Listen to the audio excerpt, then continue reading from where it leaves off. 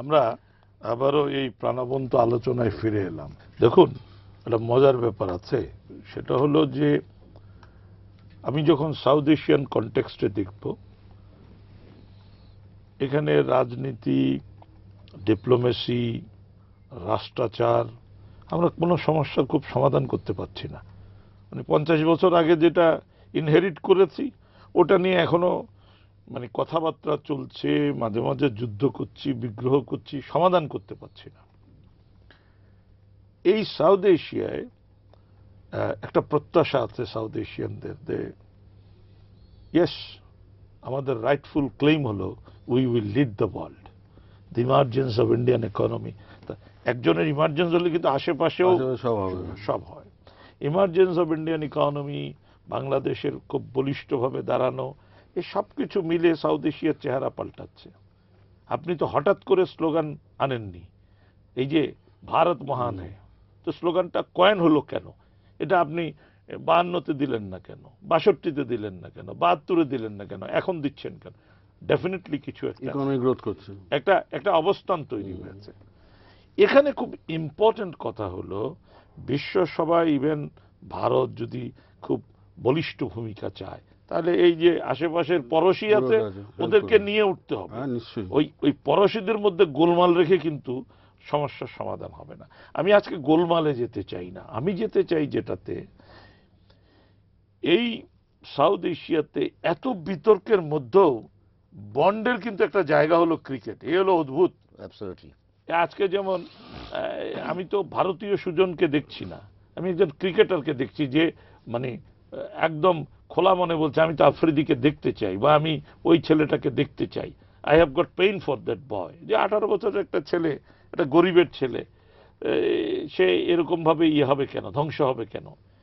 এই ক্রিকেটের একটা মানে অনেক কিছুই, এই বন্ডিং এর গ্লুটা আমাদের খুব কম। এই খুব rare glue is cricket among the south Asians, and very correctly এই সময় এই খেলাটা আমরা হোস্ট করছি। এখানে আমার প্রশ্নটা হলো যে এই পাকিস্তান যে পড়ছে, মানে পাকিস্তান ক্রিকেট এই অর্থে এই যে পড়ছে, নিজের দেশে খেলতে পারছে না, এই ব্যাপারগুলো। আচ্ছা, আমি প্রশ্নটা ফ্রেম করে নিই। এই যে পাকিস্তান পড়ছে, নিজের দেশে খেলতে না পারাটাও একটা কষ্টের। তো এই সব কিছু মিলে ডু ইউ থিঙ্ক আমরা অন্য যারা আছে, আর 3টা test playing nation, Bharat, Bangladesh, Sri Lanka, আমাদের যা করার আমরা কি তা করছি তাদের প্রতি? আমি প্রথম কথা একটা ক্রিকেটে একটু বলতে চাই যে আমরা কিন্তু ফট করে যেন ধরে না নেই যে পাকিস্তান পড়ছে, পাকিস্তান ক্রিকেট পড়ছে, কারণ ওদের অ্যামেন্স ট্যালেন্ট, ওরা যে কোনো সময় যে কোনো কিছু করতে পারে, এবং ইদানিংকালে খারাপ খেলছেও না, একটা ম্যাচে বেশ ভালোই খেলেছে। এবার যেটা হচ্ছে সেটা আমার মনে হয় পলিটিক্যাল ব্যাপার, কিছু পলিটিক্যাল প্রবলেম, সেটা সবারই আছে, আমাদের ইন্ডিয়ার আছে, বাংলাদেশের আছে, পাকিস্তানের আছে, শ্রীলঙ্কার আছে। শ্রীলঙ্কার যে টাইগার ছিল সেগুলো হয়তো ইদানিংকালে কিছু কমেছে, আমাদের আছে, পাকিস্তানে আছে, সবারই আছে। আমার মনে হয় আমরা যারা ক্রিকেটার বা ক্রিকেটের সঙ্গে যুক্ত বা ক্রিকেটের ভালোবাসি, ক্রিকেট দেখতে চাই, পাকিস্তানকে অ্যাট দ্য সেম টাইম দেখতে চাই, তারা কিন্তু সবাই একটা রিকোয়েস্ট আছে, যারা এইসব টেরোরিজম নিয়ে আছে তাদের কাছে, দয়া করে এটা বন্ধ করুন, এদের সবাইকে আমাদের একসঙ্গে খেলতে দিন।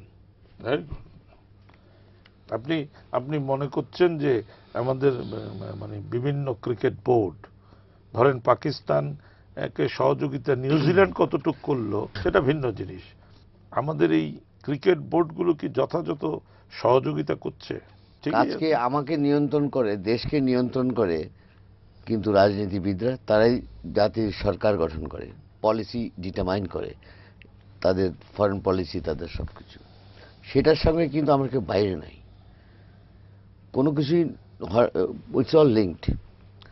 তো আজকে পাকিস্তানের যে জিনিসটা ঘটেছে, ইটস অ্যাবসোলুটলি, তাদের যে অবস্থায় তারা যে পড়েছে, যার প্রাইস এখন ক্রিকেটকেও দিতে হচ্ছে। এত বড় একটা রিলিজিয়াস একটা ইভেন্ট, একটা ঘটনা, তাদেরকে ইকোনমি। আমি ক্রিকেট নিয়ে থাকতে চাই, কারণ কি ওই পলিসি, আমি ওই বিতর্কে এখন যাব না, কিন্তু আমরা সবাই জানি, it's an open secret, why it is happening.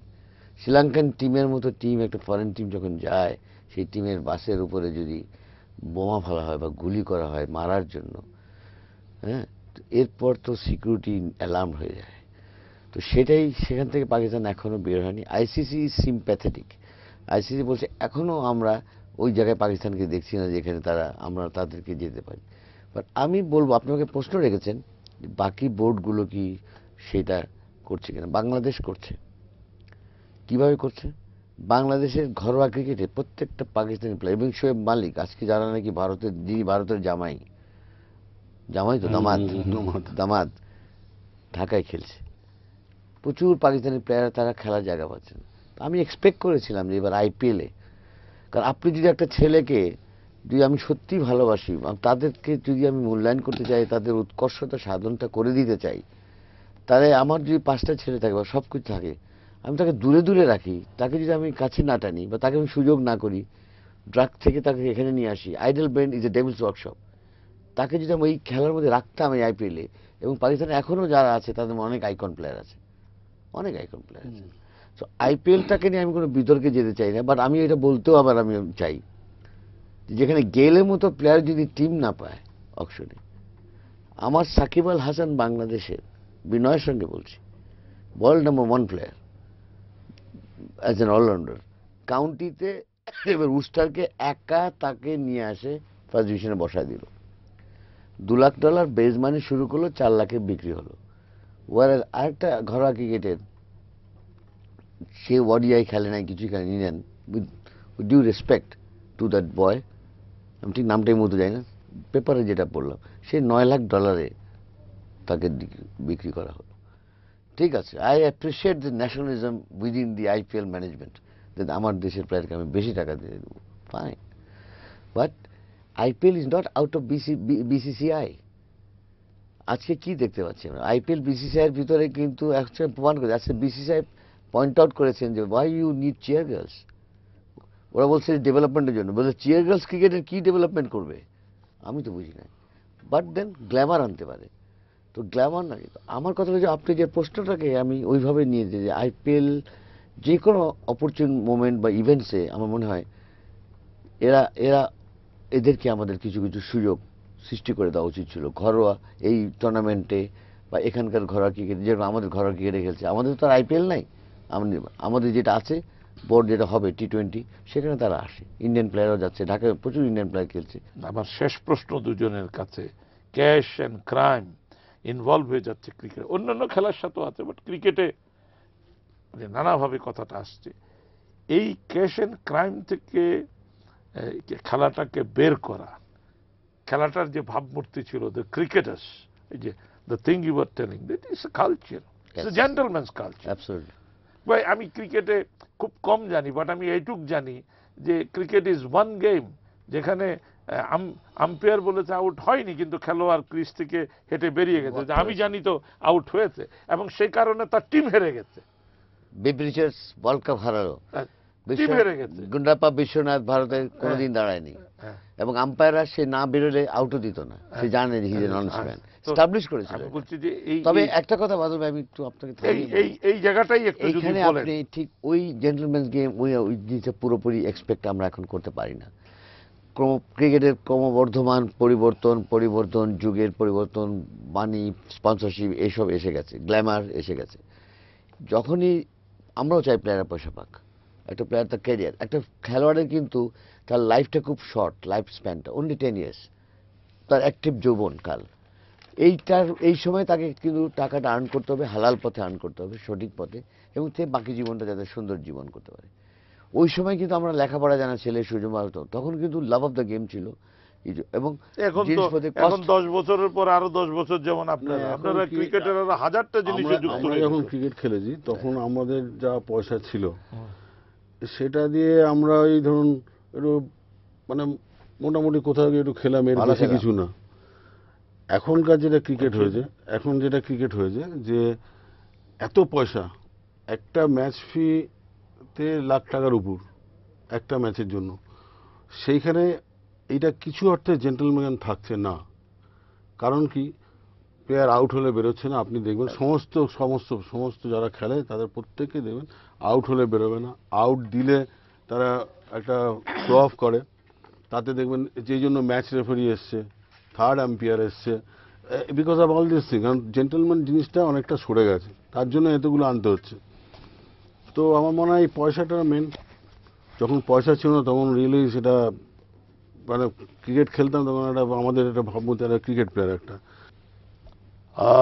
দর্শক শ্রোতা, আপনারা দুজন ক্রিকেট খেলোয়াড় যারা ক্রিকেটকে জীবন মনে করে খেলেছেন, ক্রিকেটকে সম্মানিত করেছেন, নিজেরাও সম্মানিত হয়েছেন। তাদের দুজনেরই মনের বাসনা কাপটি সাউথ এশিয়াতে থাকুক। This time cup belongs to south Asia. যারা এটা দর্শক শ্রোতা এই অনুষ্ঠান উপভোগ করছেন, আমার মনে হয় একটা গ্যালপ পোল করলে 99% জন এই প্রত্যাশারই সাথী হবেন। আপনাদের সবাইকে ধন্যবাদ।